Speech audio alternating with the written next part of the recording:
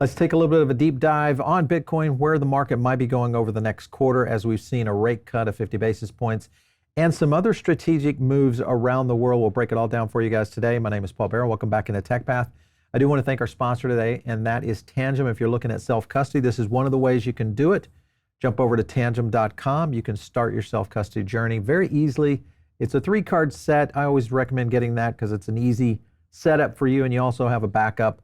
But this is one of the best wallets out there that I recommend. All you have to do is hit the Get Tangem button and go over to the 3-card wallet set. Use our code. You're locked in for self-custody and get going. We're going to break all this down today with one of the gentlemen who's been on our channel before, and that, of course, is Mr. Mark Moss. If you guys have never seen his YouTube channel, go right here to YouTube and hit one Mark Moss, and you guys, of course, can jump in on that. How are you, Mark? Hey, Paul. I'm doing great. Thanks for having me on. Yeah, it's going to be good. We're going to break it down a lot of things today. I want to get into, of course, around some of the things that we are looking at, and that is the timing of this cycle. And when you look at where the cycles have gone in the past, many people would say that Bitcoin's rally is right on track. What is your opinion right now? Are we still in these 4-year cycles as we've seen in the past? We are 100% right in the middle of a traditional 4-year cycle. Yes, we are. I think a lot of people have gotten a little bit carried away. I think too many people are too zoomed in, expecting too much too soon, and they don't have the historical precedents to understand this. So I hear a lot of people talking about, well, Bitcoin's in the same range that it's been in the last 6 months, and with all this inflation, why isn't Bitcoin moving? But I would just remind people that September of 2023, last year, Bitcoin's up 140% since September of last year. And Bitcoin's up 240% since September of 2022. So I think, people zoom in too much and they're trying to understand movements on a weekly, monthly basis. But if you look at a yearly or a 24-month basis, it's crushing it. So I'd say it's right on track. Yeah, I think you look at this chart here, just showing some of the cycles and where our blips are, and you're dead on right there in that zone that we've been kind of hovering in, around that 60 to 63 range for sure.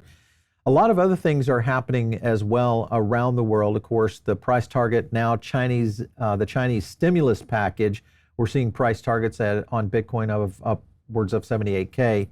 Explain to me what you're seeing out of China right now and what kind of impact this is going to have in terms of liquidity on not only Bitcoin, but maybe the U.S. economy.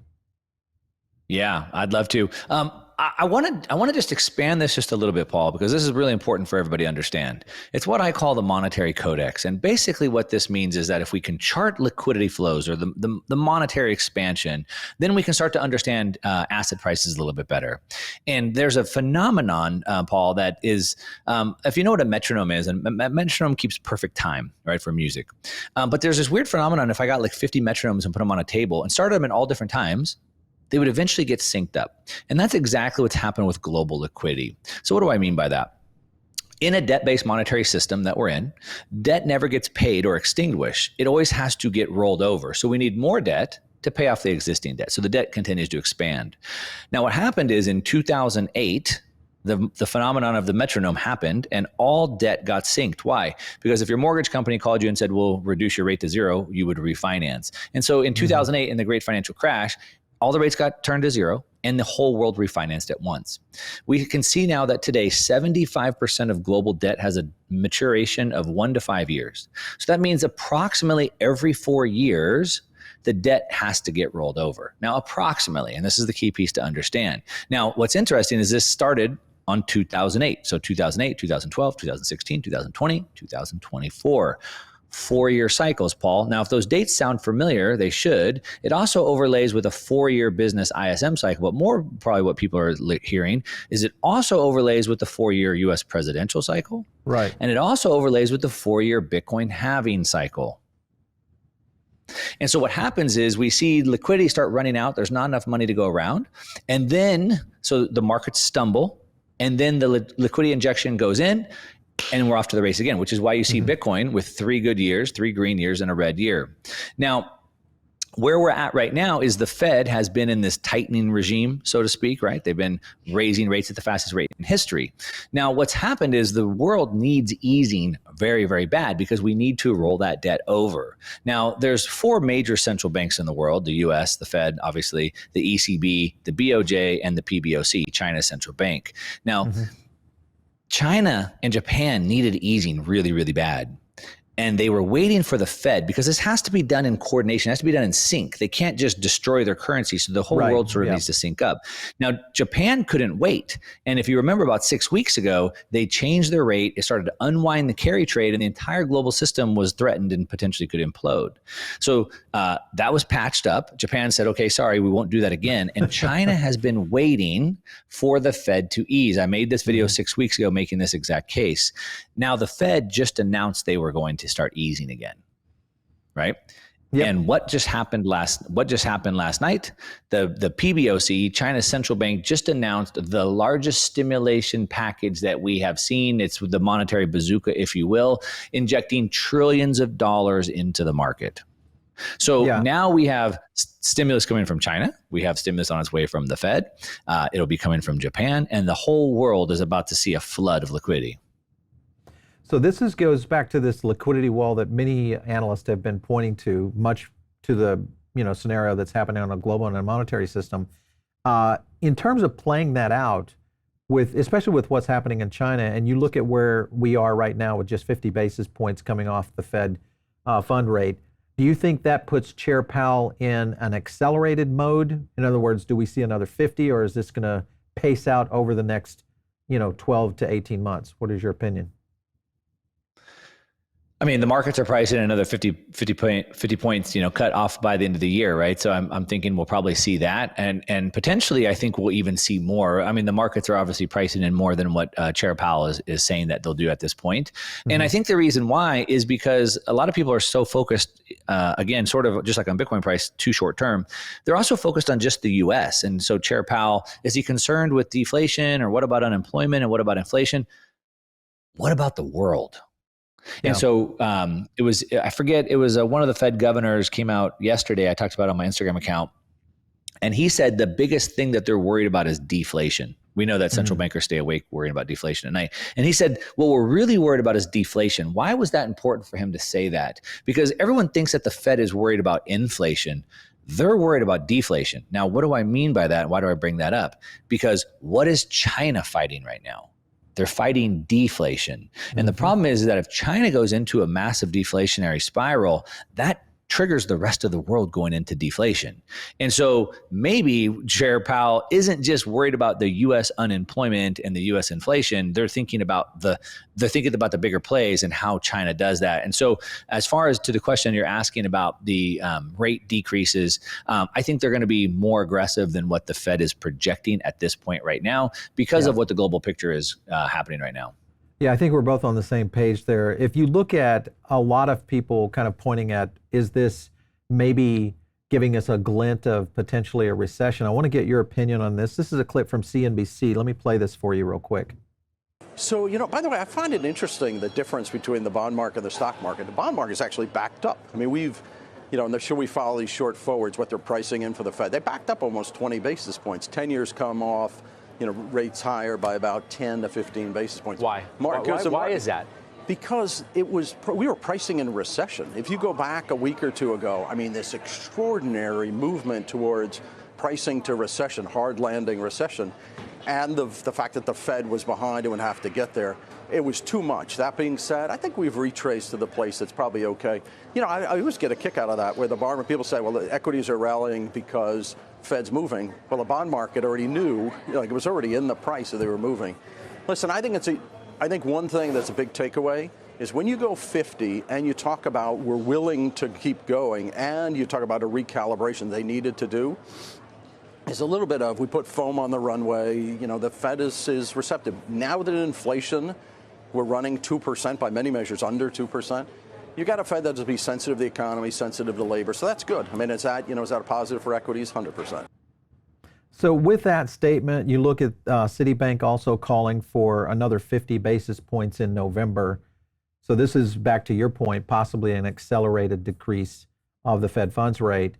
Do you think this could line us up for a recession in 2025, or you think that's off the table? What is a recession, Paul? The Biden administration changed the definition of the word, and the BLS is constantly putting out false data. We saw what the unemployment data had to be revised, and so the problem is that everything that we traditionally know as what we call a recession has been changed. All the data has been changed, and so I want to say that. Now, to answer your question a little bit better, will we see a recession next year? I guess is kind of what you're asking me. Yeah. I tend to say no. I tend to focus more when I think about it from an investor standpoint. So I talk about asset prices, not the economic activity. So like GDP growth.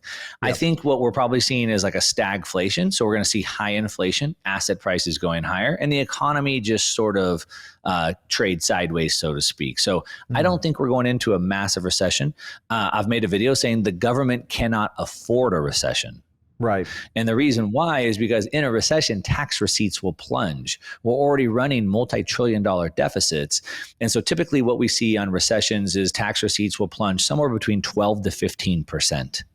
The government can't afford that. We also know that a big percentage of tax receipts come from capital gains. And so we can't see asset prices drop either. Exactly.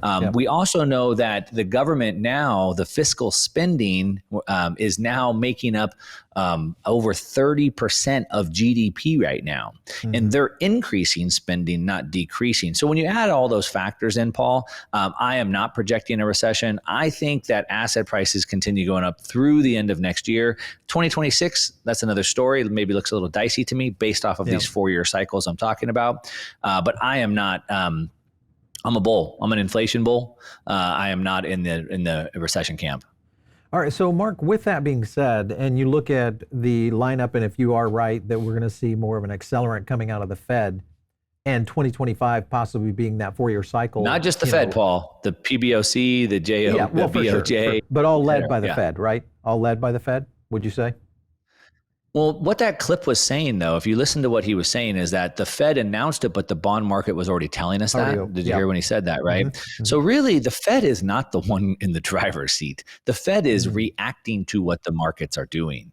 And that's why smart traders and analysts already knew what the Fed was going to do before they did it, because they're reacting. They're not driving. And so anyway, I think you have to look at the whole picture, not just the Fed. But sorry, keep going. How do you think, okay, so with all that playing into it, and I think many people look at, digital assets, Bitcoin, et cetera, you see what's happening within the ETFs. We just saw derivatives come online over the weekend, big news. Yeah. Sure, Wall Street's going to play in that. Do you think that's going to have any indicator or potential bearing on where Bitcoin starts to move in the next, say, 6 months? Well, typically what we see when you look back through since 2013 and you look at all these different cycles that we're in, you see there's like 4 distinct phases of both liquidity, but also through the Bitcoin phase as well. And what we can see is there's typically a lag. And I think this is maybe the question that you're asking, like, when will Bitcoin start moving? Like get going already, right? Just about 2 weeks ago, I had buy orders in at 50,000. I thought I was going to hit 50,000. Today it's at 63. That's a pretty good move. So I wouldn't say that it's necessarily disappointing. As I said, it's up 140% in 12 months. That being said, we can see that typically from the time global liquidity breaks out, Bitcoin has about a 12 to 20 month lag. So from global liquidity breaking out, we can see that there's, again, about a 12-week lag before Bitcoin really starts taking off. So I think that puts us into Q4, end of Q4, potentially early 2025, before Bitcoin really starts hitting its stride, right? We really need to see, we see the regime change. We see the policies changing right now. But of course, this just happened last night with China. Like, we haven't seen the effects of it yet. So that's why we need the time. So give it about 12 weeks, and I think we'll see Bitcoin really taking off. And that is right in line with when we would expect it to move, sort of in this last part of the 4-year cycle. Yeah, that's interesting on timing. Matt Hogan was talking about this in an article, and he hit on a couple of points here that I thought were interesting. I'm going to kind of zone in on a statement he said, and he was looking at client allocations right here, typically following around a 6 to 12 month later. If you look at where the ETF launched last January or this January, that would be around the time we're talking about. December would be the potential pickup period. So that could lead us into Q1 and Q2 of next year. Within Yep. that, and the framework of and I get it, ETFs are going to probably have a small role in this going into it. What do you feel is going to have the most potential in terms of liquidity injection into digital asset markets like Bitcoin and so on?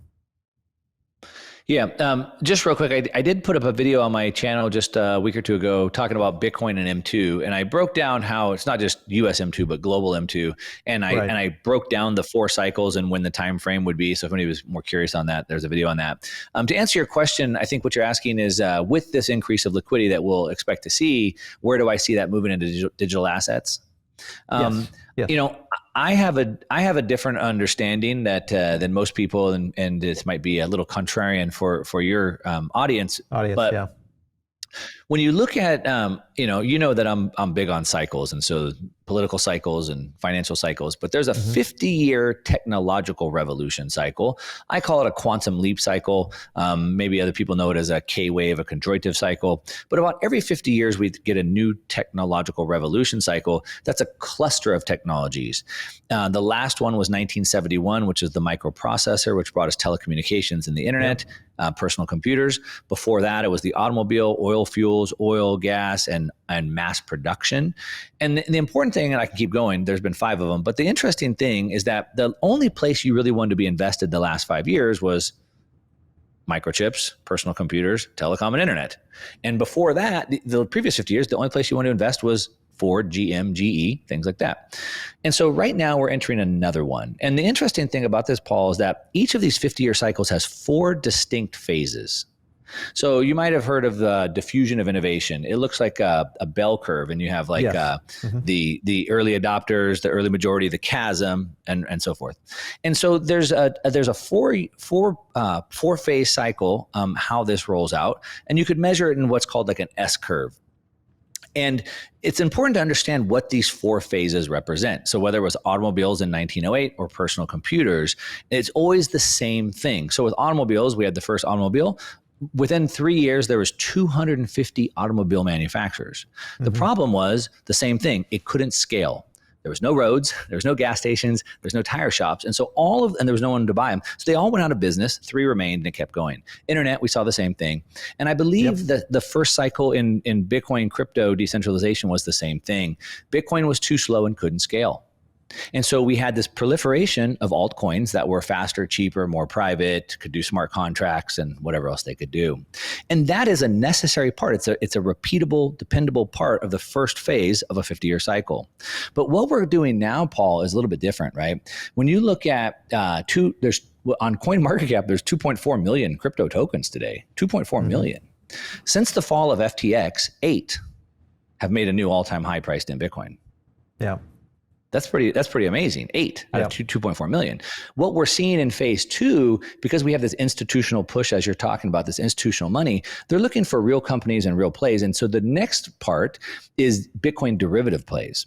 And so these are Bitcoin publicly traded companies. So 8 out of 2.4 million crypto tokens have made a new all-time high, but the Bitcoin public plays like Microstrategy is up 300% priced in Bitcoin since January of 2023.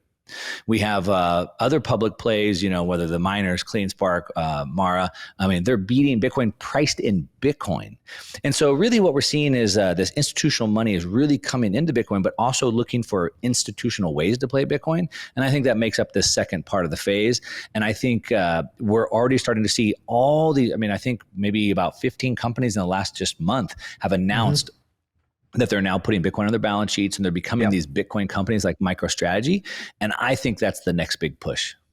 That's interesting you had that on the note. We had it in our lineup here, MicroStrategy outpacing BlackRock's IBIT, obviously 3x year to date. That's kind of to your point. And you also kind of hinted on the sense of, and this is a topic we're going to be covering here pretty soon with the Digital Chamber, around more and more businesses putting Bitcoin on their balance sheet. Do you think that could pick up quickly, or do you think it's going to take some time for that to really kind of set into the business acumen of, entrepreneurs and even publicly traded companies who say, yeah, we're ready to do this? It depends on what your definition of quick and slow is. Let's say, in my opinion, it's happening. Think about how fast MicroStrategy moves. These guys move like lightning, so they're pretty quick. I would say, moves. in my mind, 5 years is pretty quick. Most people think a month is slow. So it just depends. But I would say that I think it's going to happen quick, but it's probably going to be happening much slower than most people think, because Larry Fink, the head of BlackRock, the largest asset manager in the world, is on CNBC telling people it's a legitimate asset. Everyone should put it in their portfolio, and here's why, and lays out the reasons. BlackRock just rolled out that paper last week, sent to all their investors, but yet there's all kinds of people that still think it's dumb internet magical money. And so it's going to take a long, even if they can't trust Larry Fink or believe Larry Fink or whatever, like we have presidential candidates running on a Bitcoin platform. If they can't take that, it's going to take a long time to convince these people. And that goes back to the diffusion of innovation.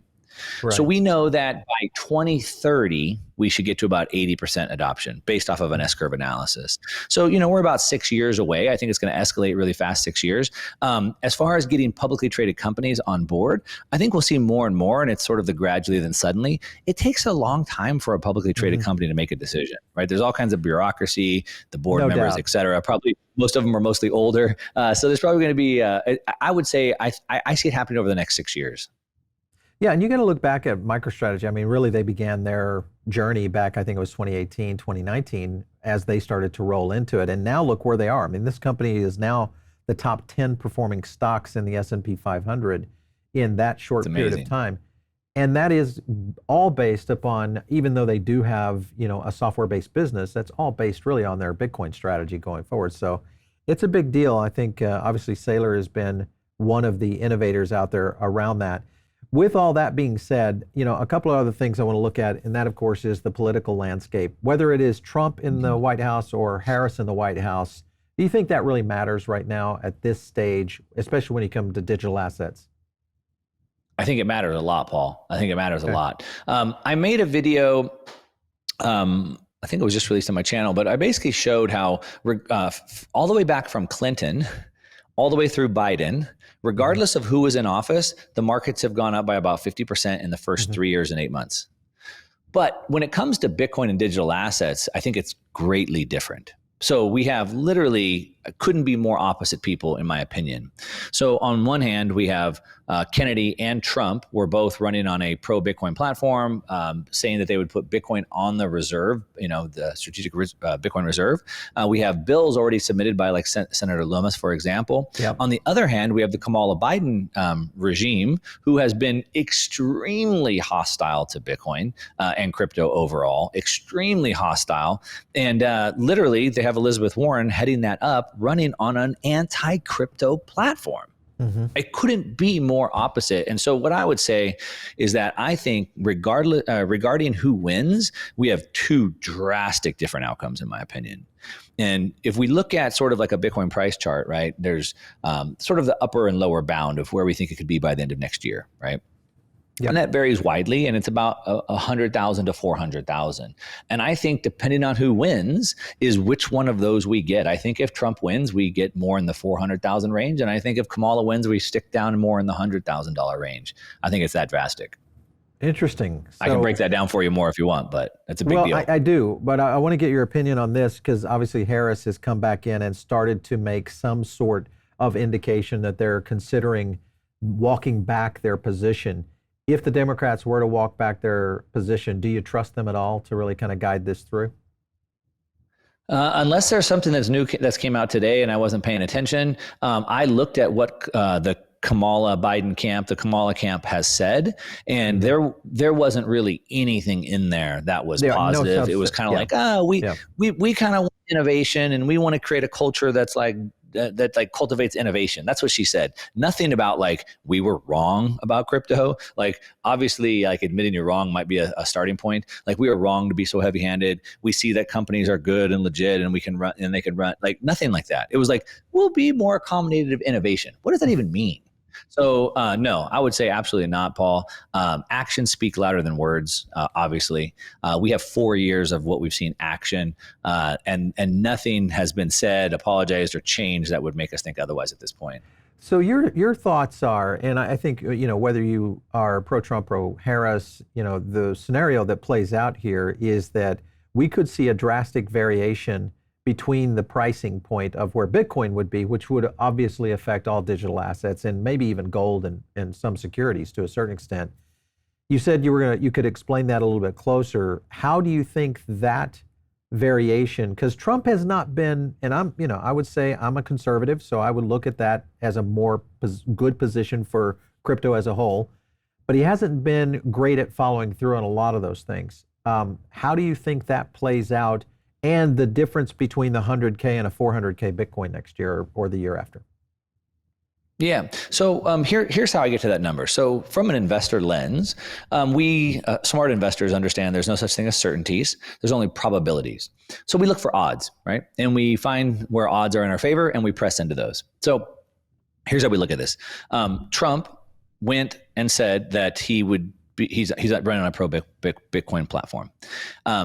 I was at Bitcoin conference speaking on the main stage. I was on the stage 2 hours before Trump. I didn't get to see him, unfortunately, but I listened to his talk. Now, he's not pro Bitcoin. He's really more pro freedom. He's really more pro freedom. He's like, I want you to be free to do your Bitcoin or your crypto or whatever it is that you want to do. So he has an accommodative platform. Let's just call it that. But what he did say is that, he's pro putting it on the strategic Bitcoin reserves. He thinks it could be instrumental to helping the U.S. pay off its debt. So he did say that. And we know that Senator Lummis has already submitted a bill to do that. And I believe he would create an environment to do that. Now, to the question that you've posed, I would maybe disagree with you a little bit. You said that Trump didn't follow through. I would see the opposite. So, for example, when he ran his first term, he said that for every one new regulation that was passed, he would remove 3. Well, he removed 5. He did pretty good. He said he'd build a border wall. I mean, he got the parts. He built some of it. He was stopped, but I mean, he was going through with his word. Sure.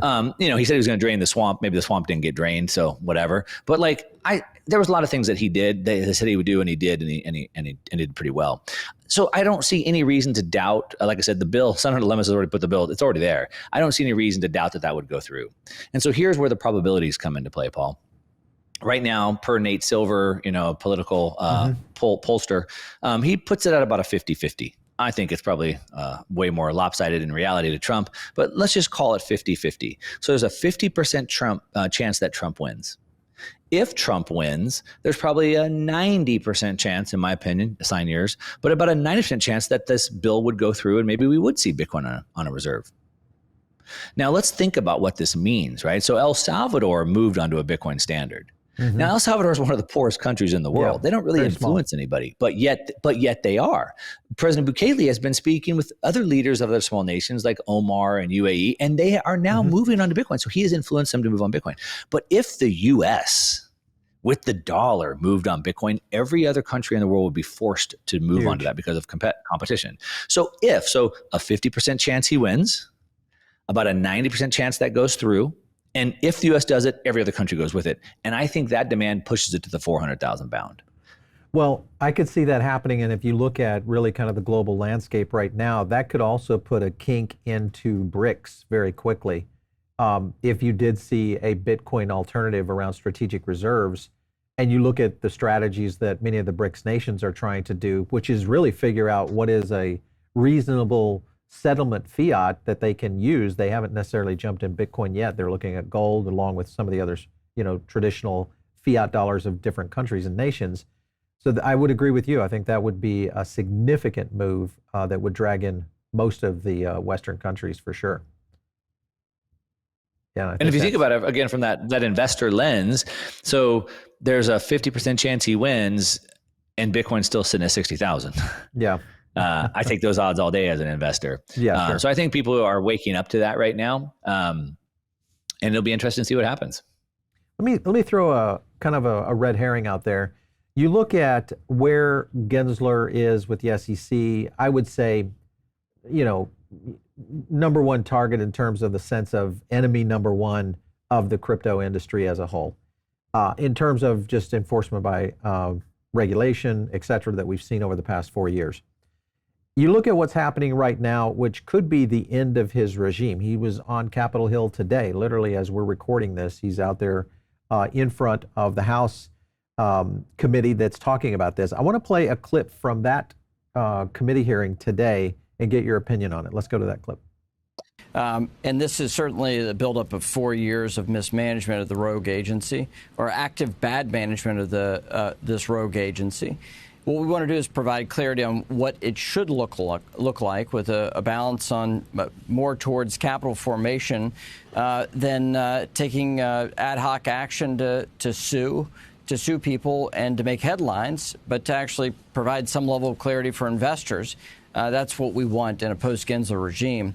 It might be the end of the Gensler regime, and it could be a new regime as Treasury Secretary for Gary Gensler. Have you heard that? Oh, there's all sorts of rumors about what Gensler wants, and that's a great parlor game here in D.C. I think that's what a few progressive senators want out of Gensler and out of a Harris presidency. But we'll see what actually Vice President Harris says about this, if she says anything about it, which she currently hasn't. So if Gensler were to get in a position right here where maybe Vice President Harris says, all right, let's pull the plug, somehow convinces Biden to convince him to resign, do you think that would be enough of a move to sway enough crypto voters over to the Harris camp? I think it's a talking point that she's stealing from Trump, like most of her talking points. So Trump at the Bitcoin conference said, we're going to fire Gensler day one. And so she's obviously trying to co-opt that. As to answer your question, like, would that be enough? I would say, for a savvy investor or savvy person who actually understands things, I would say no. And the reason why I say that is because you have to understand it's a regime policy. It's not that it's Gary Gensler's idea on his own. It's the regime that he's in. So it's Senator Warren, it's Gary Gensler, it's those people. And so you can replace Gensler and put someone else, but it's the regime that has that. So I would say no. The other thing I would say, and I would just kind of warn people, Paul, is that you have to also remember that Gary Gensler under President Clinton was Assistant Secretary of the Treasury. And now Kamala's campaign is already floating that Gensler could go to take over the U.S. Treasury, which would give him way more power and control to restrict crypto than he has currently at the SEC. So they could fire him and everyone's like, hooray. And then they put him in the Treasury and it's way worse than it was before. So I would just ask people to use your head a little bit. And I would say no, like they need to denounce what they've done. Denounce it. Hey, that was barred Biden. I never wanted that. That was wrong. I'm not for that. Here's what I want. And actually put a policy together that we can see, at least we can hold them to their word. And anything short of that, I mean, it's nothing. It's a nothing burger. All right. So Mark, I like your analysis here. I definitely like your analysis of the potential alternative for Bitcoin, especially going, whether we see a Democrat or a Republican in the White House going into the next 18 months. So it'll be a good one to watch. We'll definitely have you back on the show, maybe as we go through that process, especially if Trump gets in the White House. We gotta do that to have you on the show to kind of talk about what the potential of Bitcoin is going to be. So, but anyway, thanks again for coming in today, everybody. If you have not visited Mark Moss's YouTube channel, jump over there, and you can visit Mark Moss right over on YouTube. Just one Mark Moss, and you'll find him out there. He does a great job on really breaking out a lot more global and macro impacts on where the market is, for sure. But thanks for coming in today. We appreciate it. Thanks, Paul. You bet. All right, so you guys are maybe tuning in on the podcast side of things. Let's jump over here to the YouTube channel right now. Just come on over here, subscribe, make sure and join the Diamond Circle, which is our own private group. It's where we do additional analysis and also just our market update. You can get that. It's additional podcasts that we don't drop here on YouTube. Of course, if you guys want to follow me on X, it's just @PaulBaron. We'll catch you next time right here on TechPath.